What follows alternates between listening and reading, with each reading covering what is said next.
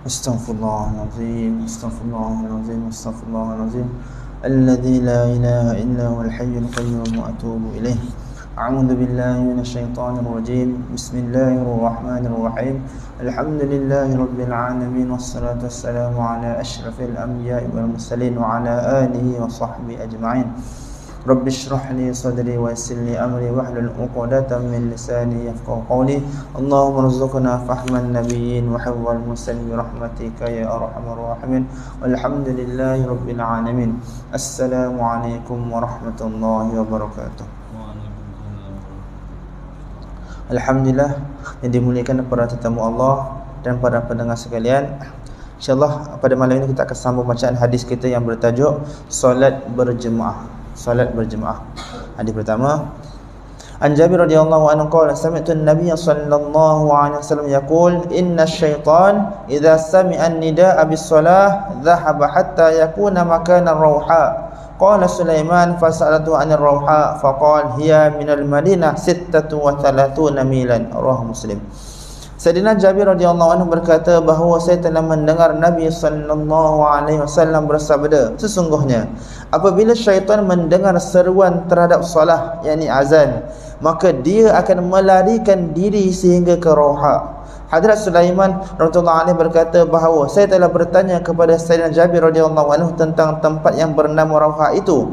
Lalu beliau menjawab, jaraknya 36 batu dari Madinah. Hadis riwayat Muslim. Diulangi. Sayyidina Jabir radhiyallahu anhu berkata bahawa saya telah mendengar Nabi sallallahu alaihi wasallam bersabda, sesungguhnya apabila syaitan mendengar seruan terhadap solah, yakni azan, maka dia akan melarikan diri sehingga ke Rawha. Hadrat Sulaiman radhiyallahu anhu berkata bahawa saya telah bertanya kepada Sayyidina Jabir radhiyallahu anhu tentang tempat yang bernama Rawha itu. Lalu beliau menjawab, jaraknya 36 batu dari Madinah.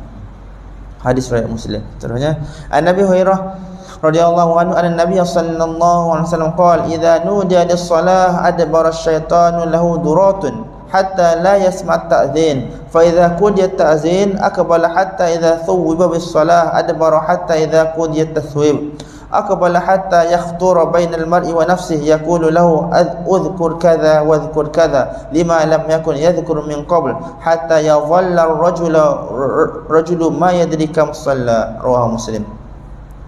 Sayyidina Abu Hurairah radhiyallahu anhu meriwayatkan bahawa sesungguhnya Rasulullah sallallahu alaihi wasallam bersabda, apabila azan dilaungkan, syaitan akan berpaling ke belakang, yakni melarikan diri sambil terkentut-kentut sehingga dia tidak mendengar suara azan tersebut. Apabila selesai azan, dia akan datang semula sehingga apabila iqamat dilaungkan, dia akan lari semula. Apabila iqamat selesai, dia akan datang kembali memasukkan was-was ke dalam hati orang yang bersolah. Dia berkata, ingatlah perkara itu, ingatlah perkara ini. Syaitan memperingatkan perkara-perkara yang seseorang itu tidak ingat sebelum solah, sehinggalah orang yang bersolah itu lupa akan bilangan rakaat yang dia telah lakukan. Hadis riwayat Muslim. Seterusnya, diulangi. Sayyidina Abu Hurairah radhiyallahu anhu meriwayatkan bahawa sesungguhnya Rasulullah sallallahu alaihi wasallam bersabda, apabila azan dilaungkan, syaitan akan berpaling ke belakang, yakni melarikan diri sambil terkentut-kentut sehingga dia tidak mendengar suara azan tersebut.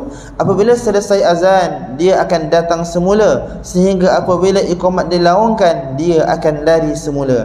Apabila iqamat selesai, dia akan datang kembali memasukkan was-was ke dalam hati orang yang bersolah. Dia berkata, ingatlah perkara itu, ingatlah perkara ini. Syaitan memperingatkan perkara-perkara yang seseorang itu tidak ingat sebelum solah, sehinggalah orang yang bersolah itu lupa akan bilangan rakaat yang dia telah lakukan. Hadis riwayat Muslim. Hadis seterusnya, An-Nabi Hurairah radhiyallahu anhu anna Nabiy sallallahu alaihi wasallam qala law ya'lamu an-nasu ma fi an-nida'i was-saff al-awwal thumma lam yajidu illa ay yastahimu alaihi lastahamu.